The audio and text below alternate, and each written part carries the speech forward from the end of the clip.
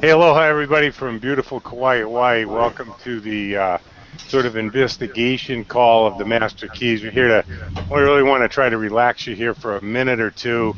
I know a lot of you came in here blind, which is fantastic. It shows that you have adventure in your heart. And you're going to hear about a little bit about the greatest adventure. There's a big buzz right now about the Master Keys. Obviously, it affected a lot of people's lives last year. At over 300 scholarship people, and the buzz is pretty big about it. So let's get the objective of this call out of the way so you can have some fun and relax, as well as money. Okay, I know a lot of these Google Hangouts, they give you a little bit of content or some interesting content and then try to drive you to sales page. So let me tell you right up front, you cannot buy, my wife hates the quotey fingers, but I found a way to get them in.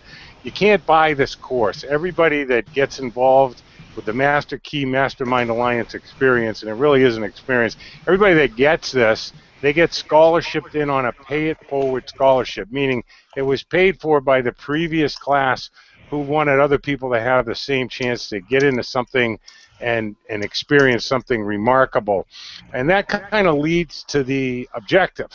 Okay, the objective here is for you to meet a few people who we tortured, tormented, pushed, shoved, pulled, cajoled, did what we had to do to help them through this experience, because it really is an experience. And I think that's a lot to do with learning, is when you actually do something, it changes it. Knowing it intellectually and actually doing it is something else. So this is a way for you to meet some people in a non-pressure situation, because the scholarship application process, which is a whopping $1. Okay, that's it. So all the money's out of the way. The application process doesn't even begin until mid-September. So a chance for you to investigate and really find out what it's going to take, and also learn what it's given the people who are willing to do what it took to complete the course. So that's really what this is about, because getting a scholarship is one thing, but we don't want people that are going to try. We want people that are going to do. And so you really don't know enough to make a 6-month commitment. So one of the things we want to accomplish here is to let you talk to some people or ask them some questions. I'll start off with some general questions for them, but so that fundamentally you can start to understand what it's really going to take. Everybody talks about change, and you go to all these self-help people and all that, and I'm sure we've all been there. I remember I was in network marketing, and I got a big speech about positive mental attitude and how I had to, have a better attitude and listen to Tony Robbins CDs and Jim Rohn, and I did, and my business didn't grow. And I wasn't succeeding in relationships. I wasn't succeeding with diet. I wasn't succeeding in my business. But I felt a lot better about myself, right? So, all that stuff is great. I'm not knocking it, but it doesn't tell you how. Change takes effort. It's just the way it is. And if you're anything like me, and I think I'm like most people, if you've determined that you're going to walk the dog every night, or go to the gym every day, or get really serious about your business, or be a better husband or a better wife, and you are for a little while and then you fall back, that's really what the Master Key experience will do for you. It will help you understand why those things don't change and the work that's required to create change. Now, the really cool thing is once you have the Master Key, once you understand that, then change becomes effortless. Hanel, in the book The Master Keys, talks about the person that has a happy knack, seems to get things done effortlessly. And a lot of you know me as the world's laziest networker. It's not really that I'm lazy. It's just that I found the Master Key, and then I found out how to use it. And once you have the Master Key, which is just really control over your own thoughts, everything gets pretty easy, pretty effortless, and it's really kind of cool. So that's really what this is about, so that you can understand what it's going to take, not to get a scholarship, that's pretty easy, but to actually maintain it. And I felt that the objective would best be served not by me telling you what my 15-year, 16-year history with this life changer was about, All right, my life didn't change because of something internal. The master key's already in you. You just don't know it. And that's the really exciting thing for both my wife, the fabulous Davine, and myself. It never gets old watching people blow up their old ideas and understand they're this dynamic, tremendous, wonderful, giving, capable, effortless, manifesting machine. It's fantastic. So what we're going to do here, I want to introduce a few people to you, is Lydia Johnson is from Canada. We try to get some people from different parts of the country. And Fran lives over in Oahu. She's on the next island. And Derek's a doctor down in the Southwest, either New Mexico, right? Albuquerque area. That's an old bar trick. How do you spell Albuquerque? And then we get an old-fashioned street peddler from another country called Philadelphia. To me, that's another country unto itself. You got to love people that come from a town where the fans at a football game threw snowballs at Santa Claus. So let's have a chance to meet some of these people, and we'll start with you, Lydia. You know, before we get into some specific questions, what I'd like you all to think about is, you know, what was it like for you in your life before you engaged in the Master Keys? What happened? You know, and what's it like now? So Lydia, why don't we kick off with you? Okay, Mark, thanks for that. Wow, that's a big, fat, juicy question, isn't it? I guess before Master Keys, I would have said things were great. You know, life is good, a lot of good stuff going on professionally and personally and from a relationships point of view. And then the door opened to Master Keys. And I guess deep, deep, deep down, I always had a sense of some level of unworthiness. Like I had a good thing going, but how could I dare deserve more or even want more for that matter? Master Keys shed all of that nonsense and helped me understand that I really am here, like everybody else on this call and everybody else on the planet, for abundance in every area of my life. And that kind of cloak of unworthiness just totally got kicked to the curb. And you know, when you said about change, Mark, I was thinking about an analogy I've used a lot in my life, professionally and personally, is a rubber band. You know, my life was like the rubber band that's sitting on your desk, but what Master Keys did for me, it stretched that rubber band. And all the other feel-good seminars and workshops and webinars and God knows all the things I went to stretched me as well. But inevitably, within days, if not, you know, a few days later, boom, the rubber band comes back to good old Lydia from before. Mm-hmm. Right. What I love about Master Keys, the rubber band has stayed stretched. Well, I think one of the things that happened when I first met you probably goes back to 2011, I think. Might be wrong there. Yep. Sometime in there, I got a definiteness of purpose statement from you. And in there, you wanted to sail around the world with your grandkids. And I know that that's a big part of your life. And I think one of the things that happened in the Master Keys that I'd love for you to share. By the way, folks, Lydia actually, one of the things that she does for a living, and we can talk about that in a little while, but she actually goes out and tries to help people improve personally. So you're talking about someone that's in that business in the first place and committed here anyway. But I know one of the experiences that you had in this trek towards sailing around the world for 6 months with your grandkids was that an opportunity through this process presented itself for you to go to India with one of your grandson, right? You bet. And Nepal. Yeah, you bet. and what was that like to all of a sudden manifest things effortlessly for you? Well, like I said before, that rubber band just stayed stretched, Mark, and I think more than anything, yourself and Davine and the team allowed me to have the confidence and the faith that I had to be able to just keep that stretched and know it doesn't have to come back to what used to be normal. The stretch out of the rubber band in my life is now the new norm. But Right. having the ability to do some things, I'll tell you, the business opportunities started to come in a little bit more. India and Nepal is not a cheap place to go at the way I did it. But I figured, hey, I can't take Aiden or the other two around completely, but I can sure do it in bite-sized chunks. So good things started happening, and I started to be able to do some of those big trips. And I don't know how the heck, it's a long story of how I chose India of all places, because it's not a typical place you want to bring a 10-year-old. But you know what? There was something about the master keys, the spiritual sense, the embracing that I got, that you helped with the team and all the others that participated.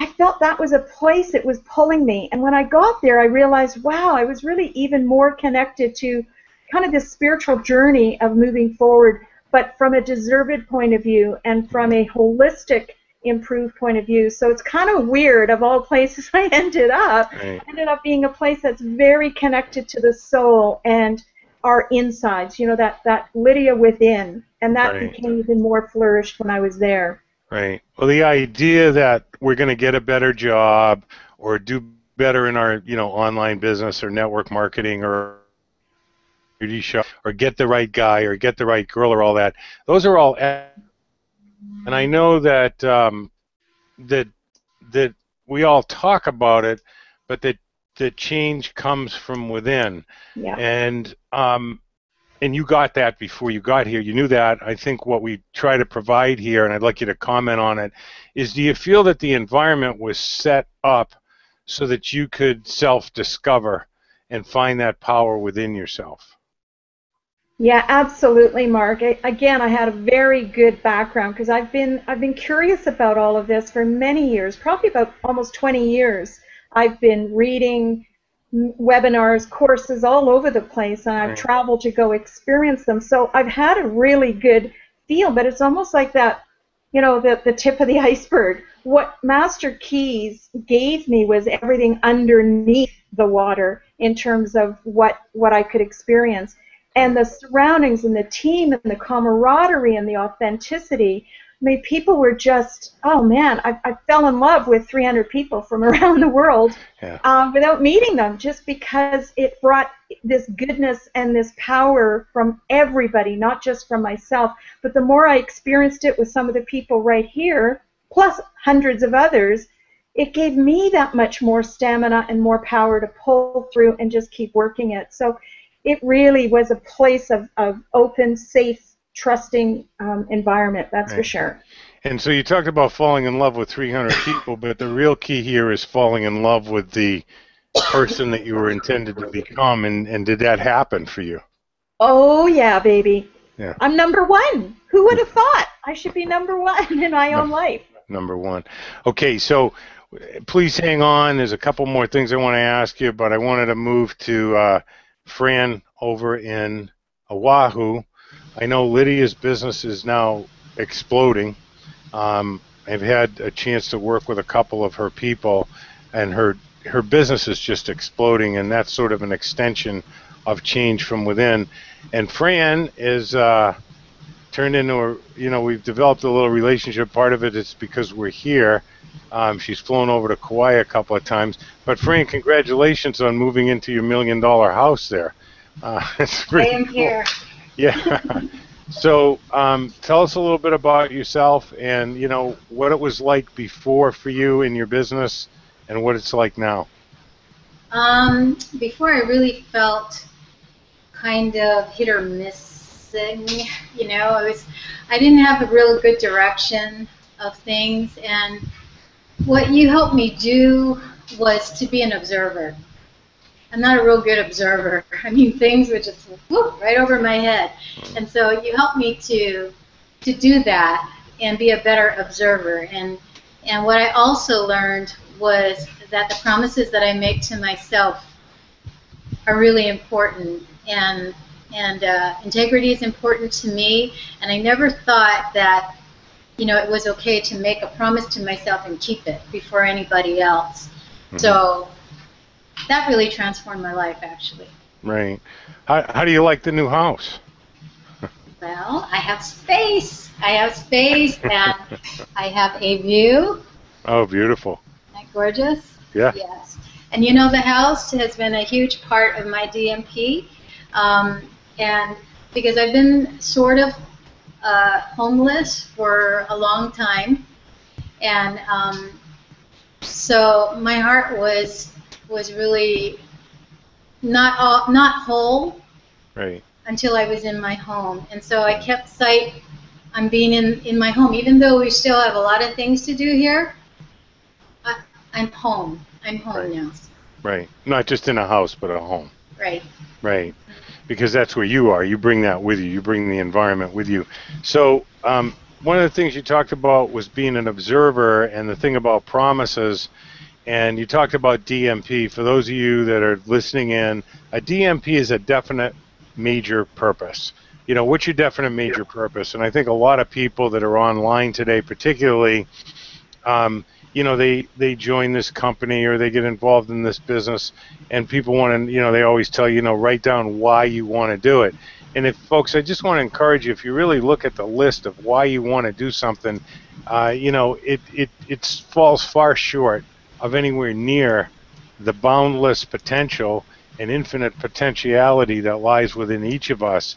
In other words, when I've looked at people's whys or their goal statement, about 80 to 100% of the things on those goal statement are about things that they don't want in their life anymore, instead of what they do want in their life. And I think that that's one of the things that happened for you, Fran, was that it became real clear to you about having a home that was fit for a queen that you are, because you're what, a 10-star diamond with the company that you work with, yeah? Uh-huh. Yeah. Yes. And so this idea of keeping promises, one of the things that you learn, folks, is if you decide to get a scholarship, that's the easy part. Maintaining it's a little bit more of a challenge, and we'll talk about that, was making a promise to yourself. And you actually wrote out on a regular basis, I always keep my promises. What was it like making promises to yourself and keeping them? How did that feel for you? What happened for you over that period of time? Well, if I felt that if I couldn't keep my own promises to myself, I probably wouldn't keep my promises to anybody else either. So it was pretty huge, and the things that I kept my promise on were visible. So like the first thing that I did, the first exercise you gave us where we had to do that, was that I was going to clean up my couch. Now, I lived in a closet, so my couch became my storage, you know, and nobody can relate to that, right? Yeah. But my couch became my storage, and so I had nowhere to sit or anything, and so when you gave us that assignment, my first promise was that I was going to clean up that sofa by the end of the week. And, you know, I did it, and just seeing that clean sofa at the end of the week, it sounds so silly to anybody else, but to me it was huge. It was huge. And when my husband came home and saw this clean sofa, it was like the whole place had been transformed. Now, what you really, and what you're really talking about is, you know, integrity. Mm-hmm. And everybody talks about integrity, and they think integrity means you see $100 laying on a table at a bank that's somebody else's, that you don't take it. That doesn't have anything to do with integrity. Integrity is about saying what you're going to do and then doing it. And I know that that was a really critical piece for everybody in the course. And Fran's talking about exercises. We're going to influence you heavily about engaging in exercises that'll drive your definiteness of purpose. That is what you really want out of your life once the bills are paid and you get rid of the husband, or you get a new one, or you rekindle that relationship. You know, it doesn't really matter. Everybody's got a long list of if only, right? If only I had kids, if only I didn't have kids. Imagine being a shrink. You know, the first woman says, if only I had kids. The second one comes in and says, if only I didn't have them. The third one says, if only I was married. The fourth one comes in and says, if only I wasn't married. Okay, this is me. This is the thinking of the entire basic population, is thinking something external is going to change it. And Hanel writes in his, and we made a big point of it in the Master Keys, and I was wondering what your feelings were about it, how our application was of it, because I think that's really what sets this apart from a quote-unquote self-help program. You know, first of all, if it's self-help, why do you need somebody else to help you? And secondly, if you do it on your own, then you didn't really need any help, right? It's kind of an oxymoron. But Hanel talks about, folks, in the Master Keys, and he's adamant about it, and we are in the course too, in the exercises we ask you to complete on a daily basis, is that don't start anything if you're not going to finish it. Otherwise, you're teaching your subconscious mind, which makes all the decisions, you're teaching your subconscious mind that anything you say you're going to do is optional. And I know that the things that you now say, Fran, I've noticed, and in some of the conversations, you're very reticent and thoughtful about what you say you're going to do, but then once you say it, it's done. Has that been a shift for you, or how do you feel that this set this apart from anything else you've ever engaged in to try to improve? Yes to that. Absolutely yes to that. I'm more thoughtful about what I say yes to and not hesitant to say no to. Mm-hmm. Also, one of the things that I thought was super important and what I discovered in this program that was different from anything else was that you need to be happy now. Otherwise, you keep moving the goalpost. And that is tremendous, tremendous. Right. Yeah, so. Yeah. So we'll come back to you, but I wanted to ask you one question, and Lydia, I got the same question for you. You guys applied for scholarships. Like I said, getting a scholarship is really easy. It's a couple of little things you do, and then you just let us know that they're done. When you embarked on this and then got engaged for 6 months, how did you feel about the workload? Was it a challenge for you? Okay, that's what it was like for me. Yeah. Head explosion. It was like taking a graduate course. So not for wimps, for sure. Not for wimps, but because I gave you my promise that I was going to stick it out, I did, and I don't regret it at all. Yeah. And basically, what was your time investment on a daily basis, ballpark? About an hour a day. Hour a day. So let me just spell that out for you, folks. It's an hour a day for 6 months. It's about 186 to 200 hours. It's 1 week out of your life spread over 6 months to have the master key and be able to make the changes that you want to make effortlessly. Lydia, how about you? How did the workload feel for you? Well, I would like Fran. Initially, I went, wow, this is a bigger chunk than I figured I was going to be biting off. But I did as well, Mark, make a commitment not only to you, but to myself. And I said, 6 months is going to go by regardless of what I'm doing. So what the hell? I'm going to go in, both feet, just do it. And I'd say after the first couple of sessions, I started to feel far more relaxed because I think my anxiety was a little too high and unnecessary. And like Fran said, I'd say somewhere between an hour to maybe 90 minutes on the exception week that I'd have to put that in on a daily basis.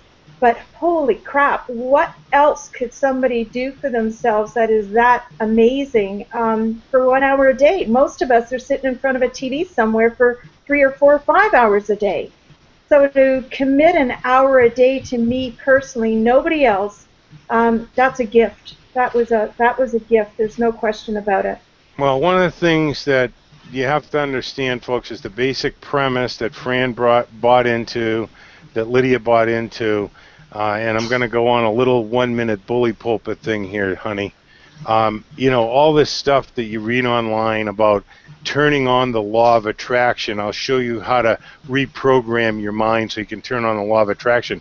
The truth is the law of attraction runs 24 hours a day, 7 days a week. You don't have to do anything to turn it on. What you have to figure out is that you always are creative. All the circumstances in your life are a direct result of the thoughts that you actually hold. Not the ones that you say you hold, not the ones that you'd like to think that you hold, but the ones that you actually are buried in your subconscious mind. And Hanel's point, and this is the premise that Fran bought into, it's a premise that I bought into. It's a premise of people that get things done with a happy knack, like moving into a $1 million home after living in a closet, taking her grandson and Lydia taking her grandson, as they bought into this one thing. There's two worlds, the world within and the world without. And it's the world within is actually what creates the world without. In other words, the circumstances in your life are a perfect reflection of what you truly believe in your subconscious mind. And if you don't know how to get in and alter that, and I'm not saying that other people haven't said that, but what they do is they tell you how to alter it and how you should think, which is just a copy of a copy, and the girls bought into that. So the workload, you know, Derek, was when the workload hit you, is that something that maybe you felt like, whoa, this is too much, I don't have the time? Because our premise always was, if the world without is a perfect reflection of the world within, why isn't that the very first thing that you invest in every day? You know, what are your feelings about that? Yeah, I think when I first got going in the course and the workload really started kicking up, it was a little bit much. And then I had to learn how to prioritize. I had to learn what I really wanted to do and what I wanted out of my life. And then it became really pretty easy once I kind of got in that groove, just like anything, like working out or whatever. Once you kind of establish a pattern, it got a lot easier. But Right. it was a lot of workload. I mean, it always was. Yeah. Was it more than what you originally thought when you applied for a scholarship? Oh yeah, because I've done a lot of other courses, and Right. and this was so different than any other program, because a lot of programs, maybe you watch a video here, you watch a video there, and they say, you know, you're going to have these things to do, but we really had daily activities to do and ways to keep us on point. That yeah, it was a lot different. Now, folks, if you're out there and you have any questions at this point or at any time, if you're finding some value in this, we'd love to hear from you. You can type your questions in there, and just hit the share button at the top of the page, and we'll get to your questions. So Derek's a doctor, and I know that, Derek, that you've found a passion in your life beyond your medicine. Your medical side of what you do, and that is, the GMO thing, and he's actually now studying soil, so he's taking a lot of courses. So when he says it's challenging, it is. Here's the question that we didn't ask Lydia, we didn't ask Fran, we kind of did it backwards to them. Was it worth it?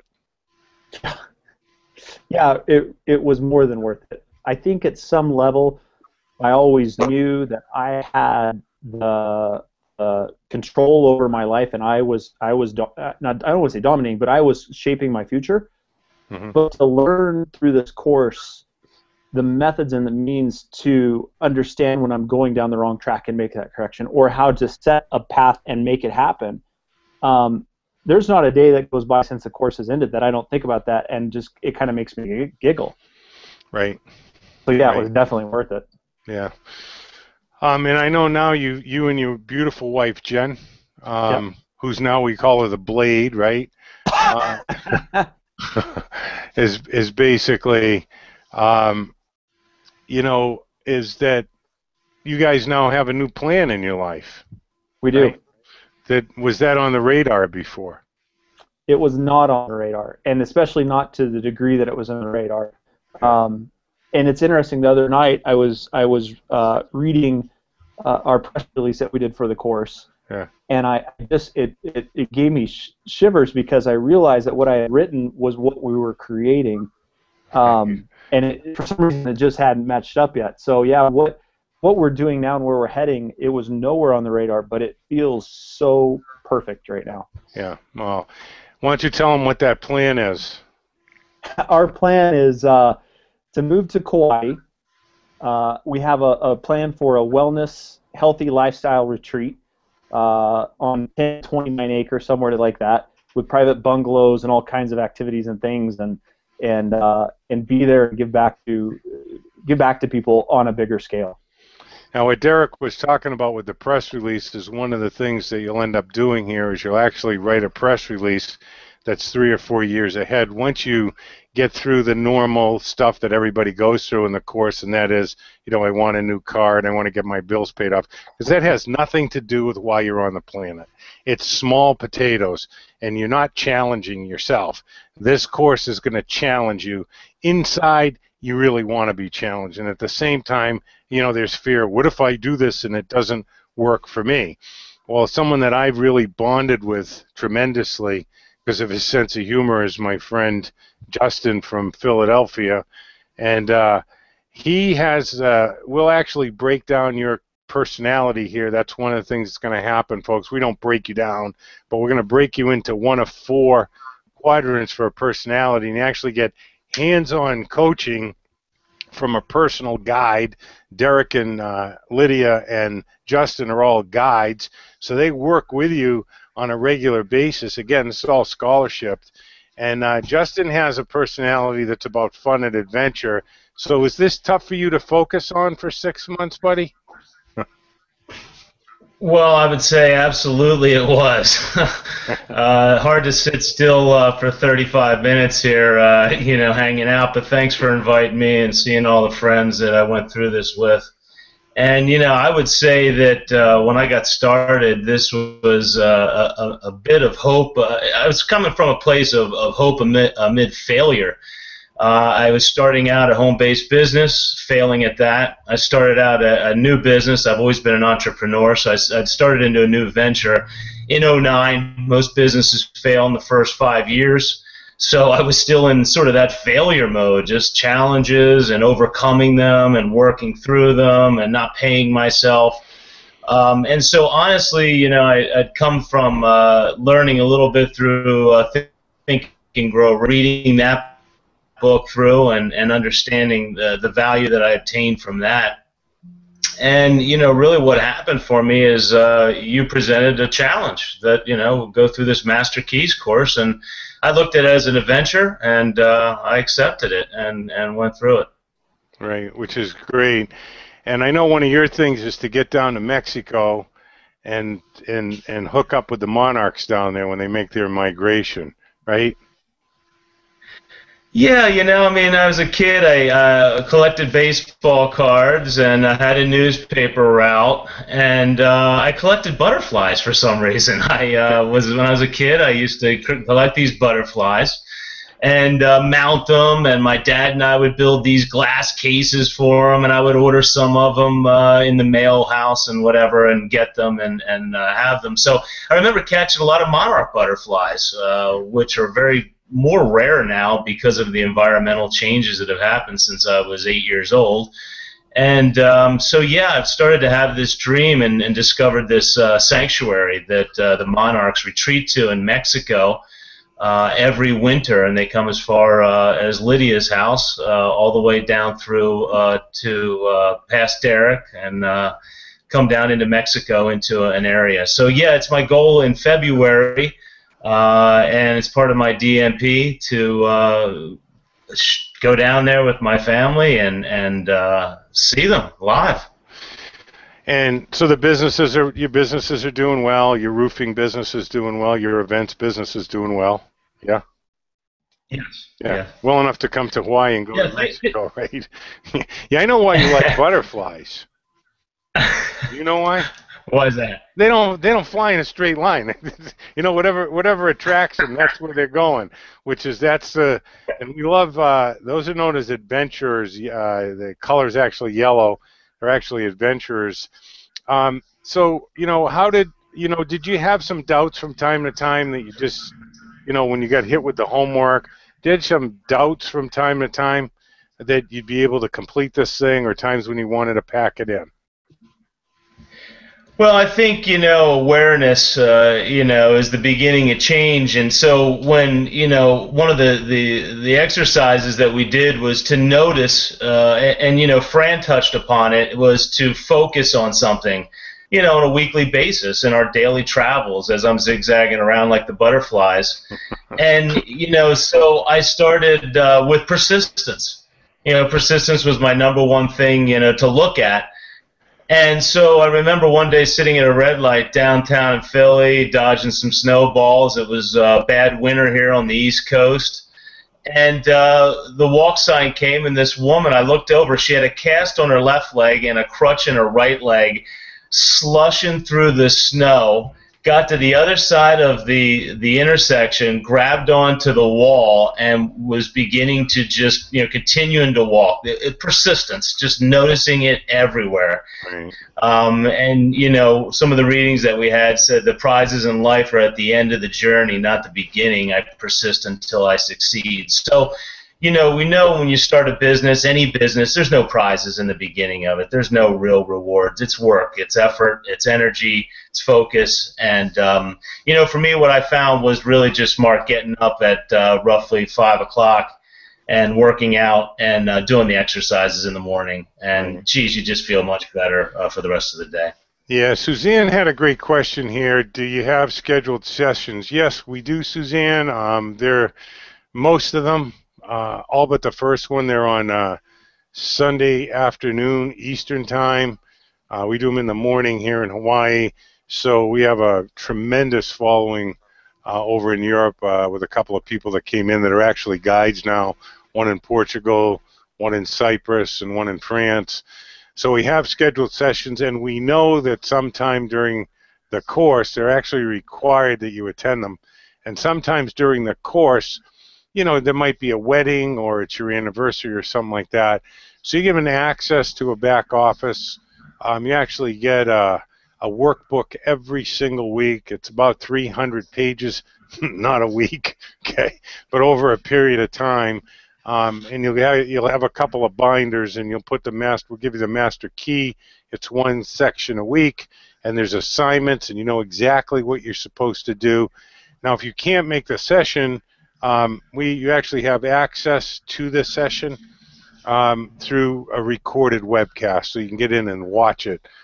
We have you fill out surveys every week. We're asking you to do better, so we expect you to ask us to do better too. So I hope that answers your question. There's weekly assignments as well as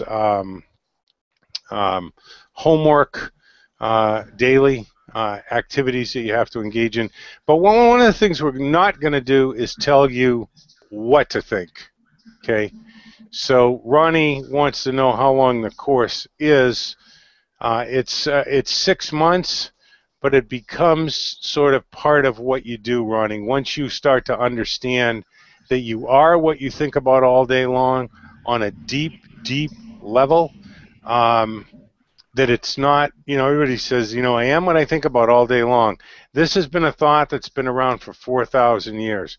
The significant difference between this course and anything else that's offered is we work really hard, including the guides that are currently in a 5-month training program so they can give you that hands-on support, is we work really hard to not influence you. The best influence in self-discovery is no influence. So going and seeing a guru or a self-help, popular, one of the popular self-helpers, is it telling you what to think? And that's not where the answer is. That's still something external. It's an inside job. Derek, how do you feel that we did in terms of, overall? I mean, the biggest room in our house, folks, is the same one as the one in your house. The biggest room in our house is the room for improvement. But how do you feel that we did overall in terms of trying not to influence you about the material, but strictly about the exercises? I think you guys did a great job. I mean, you definitely laid it out. You said, here's what we need to do, here's how you do it, but you didn't tell us how to do it for ourselves, if that makes any sense. Yeah. And so it was, and from week to week you guys improved. It wasn't like you guys were set on a course and that was it.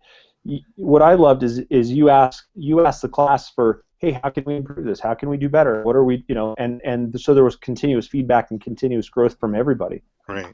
Right. So let's see. I hope that answers. Ronnie, the course is 6+ months, and the ones that stay with it, there's probably 150 to 200 people that are still putting in their hour a day because they get it. What do they get, Ronnie? They get that you are what you think about all day long, and with the incredible amount of distractions swirling around you on the internet, on your cell phone, billboards, TV, other people telling you what they think is important, it's really easy to lose yourself. One of the things, one of the assignments, this is the biggest assignment of all, is every day you have to make 15 minutes to sit absolutely still in silence, okay, and try to clear your mind. And then after you've mastered that, after about 3 or 4 weeks, we're going to give you some things. Actually, Hanel is going to try to get you to do different things with your mind, and it's all designed to do one thing, Ronnie. That's to get you into the frontal lobe, which is where the creative part of you is, rather than the social reactive. Most people live lives of quiet desperation. They're just copies of other people's copies of other people's copies, and they're not thinking for themselves. And once you discover the world within, it's a delight to spend time with yourself. Just ask Justin. He loves spending time with himself, right? I remember when he was over here, we were on Key Beach right after we hiked Kalalau, and he was so happy that he had a daughter. Is it okay if I tell this story, Justin? Sure. He said, I said, all my friends, yeah, you're going to have a boy, you're going to have a boy. He said, I was so happy to have a daughter because my daughter and my wife, beautiful wife, Zoki, basically, they're best friends, so I get to go do what I want to do, which is spend time with yourself. That's where the magic is. So Christian, wants to know, how do I get a scholarship? In September, there'll be 3 videos that you need to sit through. And we do it for a reason. If you're not willing to sit through 3 videos over the course of a week that are about 30, 35 minutes, guess what? You're not going to put in an hour a day. So at that point, you get the application to apply for a scholarship. You opt in, you apply for the scholarship. There's a list in there of things you need to take care of. Very simple things, like everybody knows, right? You guys know what's coming next, right? Index cards, okay?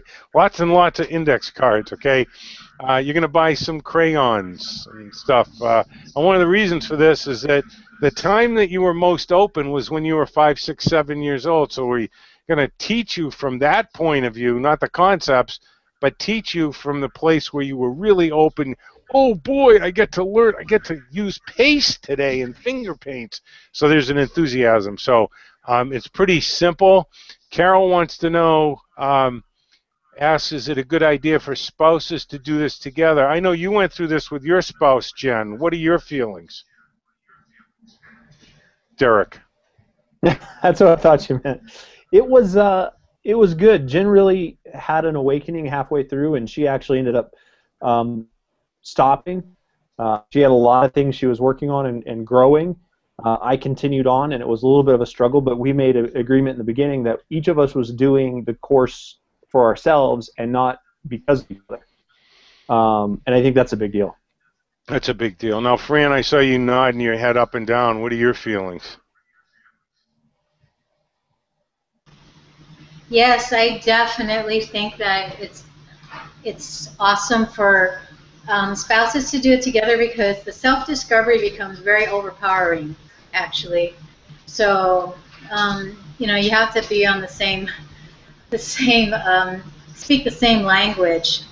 So, yeah. Mm-hmm. Yeah. What do you mean the self? I know it is, but I think people would like to hear from you, Fran. What do you mean it's overpowering, the self-discovery?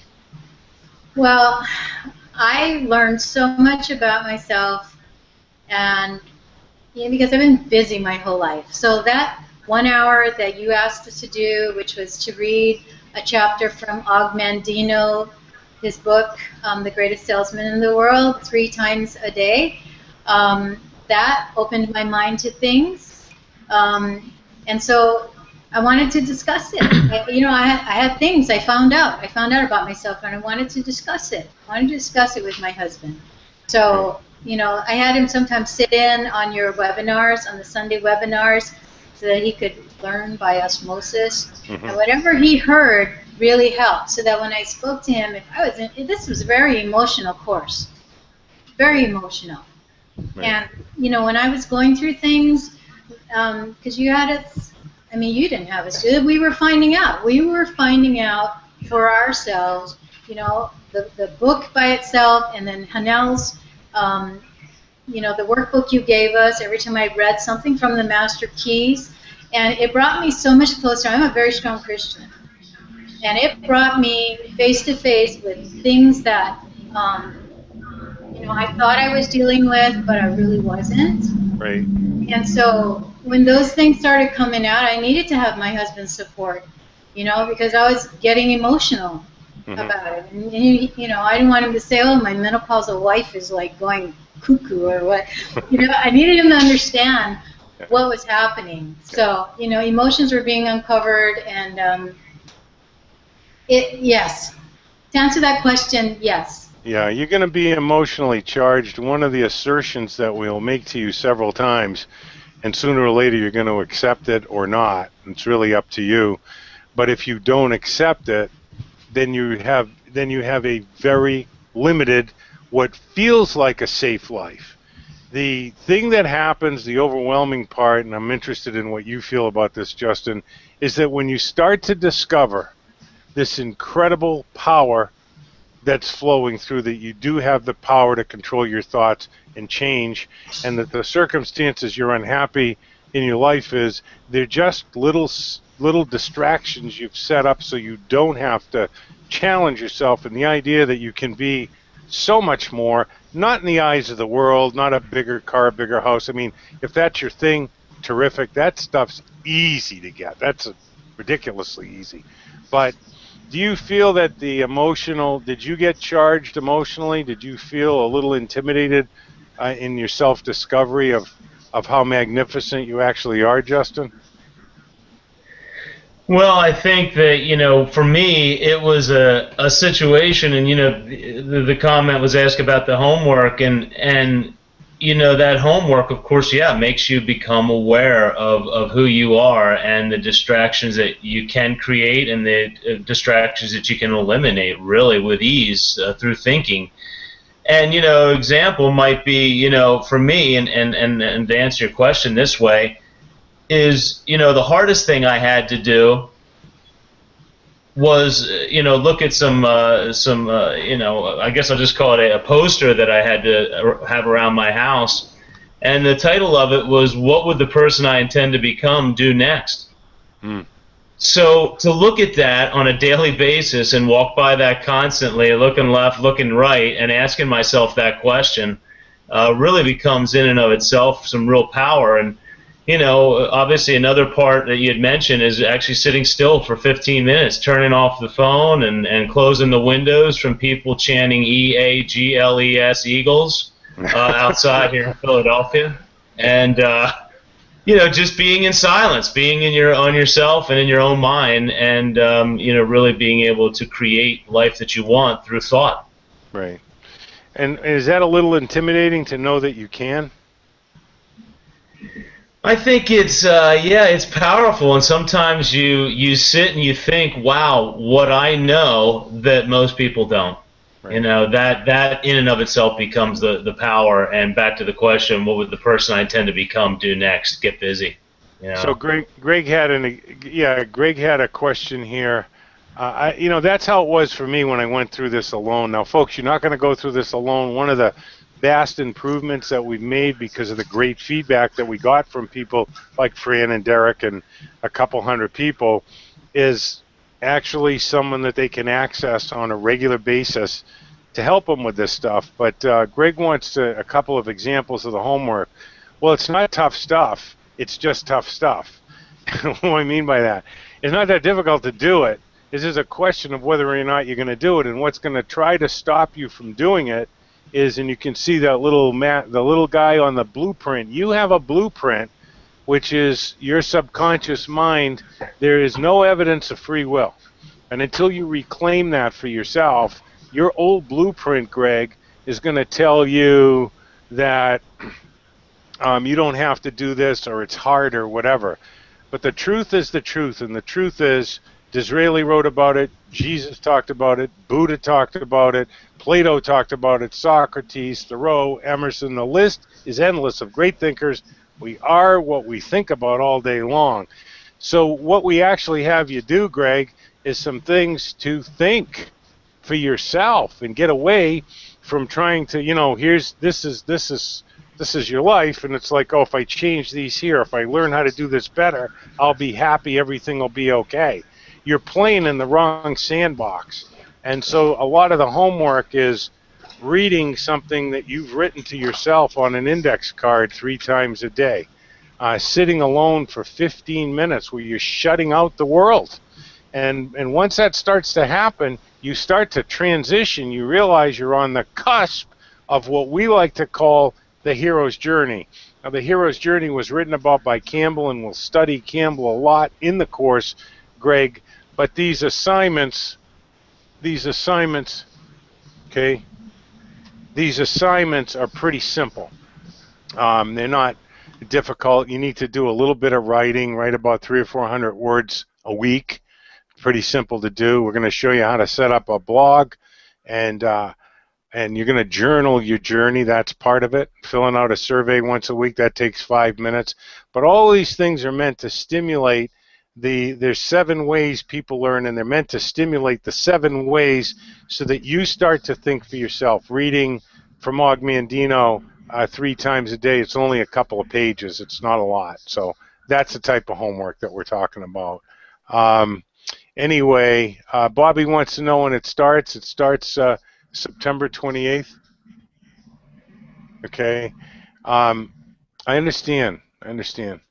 Okay.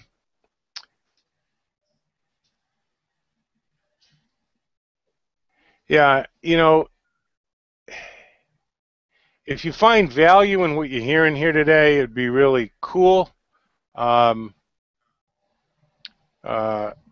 click the share button on the top. So anyway, one of the things that we want to talk about here is a 7-day mental diet. This is one of the things that we bring you through in the course, and that is to not hold a negative thought for 7 days. Anytime a negative thought enters your mind, we're going to give you some mechanisms in the course, but basically what you want to do is not allow any negative thought. Somebody cuts you off in traffic and you go, or the woman in Starbucks orders her coffee and then she can't get her money out and you're kind of impatient. Those are all negative thoughts, and we're stunned at the amount of negativity, people that take the 7-day mental diet, because every time you fail, every time you have a negative thought, if you verbalize anything or hold a thought for more than 6 or 7 seconds about your moron cousin or whatever it happens to be, you've got to start that diet over again. Fran, how was that mental diet for you? Well, I'm used to diets, but that was very, very, very difficult for me, and I had to restart it a lot. But like I said, one of the big things that I learned from this course was how to be an observer, and observing my own thoughts was huge. Right. It was really huge. How about yourself, Derek? How was this 7-day diet for you folks? Because here's what we want to give you on this call. I want to challenge you, and I'll put it up there later today, actual outline for the 7-day mental diet. I want to challenge you to take this 7-day mental diet. I know you all think you're positive and everything's good and you're holding it, but I want you to take the 7-day mental diet and observe yourself. Don't judge yourself. Don't be negative about yourself, but just observe. When you're cussing under your breath, when you're holding negative thoughts, when you see somebody on TV that's a left or a right and you're the opposite and you say, I can't believe this son of a gun, blah, blah, blah, actually has time on TV. I can't believe the Red Sox traded Lackey and Lester today. Both of them. You have negative thoughts about it, you've got to start again and just laugh about it and say, oh my gosh. What was it like for you, Derek? It was a wake-up call, really, because I think I'm a pretty positive person, and usually about day 1 or day 2, I would have to restart, and then day 1 or day 2 of my restart, I would have to restart, and day 1 and day 2, so it almost just became like a running gag for me. It was like, I'm driving, I'm like, all right, oh man, there it is again. So it was fun though. It was really a fun experience to really realize how my thoughts were really shaping my world and start changing those thoughts. It was fun. It was tough. It was challenging, and it was hard to get to the 7 days. Yeah. It was a fun mental wake up. It changes things. It's like, I'm not negative. It's just that nobody knows what the hell they're doing. That's right. You know, if they just behave the way that they should behave, then I'd be positive all the time. And this we talk about all the time, environment in the course. You bring the environment with you. Your positivity should overshadow what they're doing. You should be contagious on them, not vice versa. I know you're a contagious guy, Justin. How was it for you? Well, I got a little upset for you, so I had to start off my mental diet over again today with Lester. These guys getting traded. I couldn't believe when I heard it. Yeah, it was something that I had done. I had done some street peddling, and I knew you and I had talked about this, just protecting your attitude, and that's kind of what the 7-day mental diet is. It's you know, sort of going through and being able to understand this is something that you don't want to be happening, but it's really how you react in the moment to that, and how you actually deal with that. But yeah, it was a total challenge, and like Derek said, to add to him is that yeah, it's amazing how it just shapes your world and really can affect your day minute by minute. And that's the whole thing as we wrap up here. So profound, Justin. Thank you, Fran. Thank you, Derek. Thank you, Justin. But so profound, Justin. Who knew out of a butterfly we'd get that, right? But, you know, the reality is your thoughts are going to shape your day. Have you ever noticed that an angry guy, someone you know that you think has anger issues, maybe he's not violent or anything, but it seems like he's always pissed, you know, somebody like that, have you ever noticed how he's always telling you about people that he had an argument with? Or the girl who's always a victim, have you ever noticed how she always ends up in situations that she gets victimized in? Because Justin just said it. Your thoughts shape your world. The world within creates the world without. So I want you to do two things for me, okay? If you feel that there's some value here, I'd love you to hit the share button. And while you're thinking about that, okay, because only two types of people in the world, those that want to be challenged and those that don't, okay? So hit the share button if you think there's some decent content here, if we've hit anything that resonates with you, or most importantly, if you really want to get yourself in the flow of giving and receiving, you know, you want to give this information to some other people so they have an opportunity to take this 6-month course and change the destiny of their lives, and by extension, both the economics, the relationships, and everything else. Because your thoughts are going to shape your world. So take the 7-day challenge and do it the way that Derek did it. I mean, I'm really good at it. And usually the first and second day, I have about 15 to 20 restarts by 1 o'clock in the afternoon. That's negativity. What is that? Being mad at the guy in front of you in line. Why your husband didn't take the trash out. Why the dog's hair is on the couch. Those are all negative thoughts, okay? And just be, like Fran said, be an observer. And have a sense of humor about yourself. Don't judge yourself, because that is the thoughts within. That's what's going to create the world without. The world without is a perfect reflection of the world within. We hope we've added a few things to your world within today to think about, and consider joining us in a scholarship application, and share this information. Get to the blog, masterkeymarkj.com, and check out some of the stories. You can go to the blog roll or the guides, go back to their first week and read one of them all the way through for 26 weeks and watch what happened to Fran, watch what happened to Justin, watch what happened to Derek, and hundreds of people on there. Follow anybody's story. So peace be the journey, and we'll see you on the beaches of the world. Thanks for being here, everybody.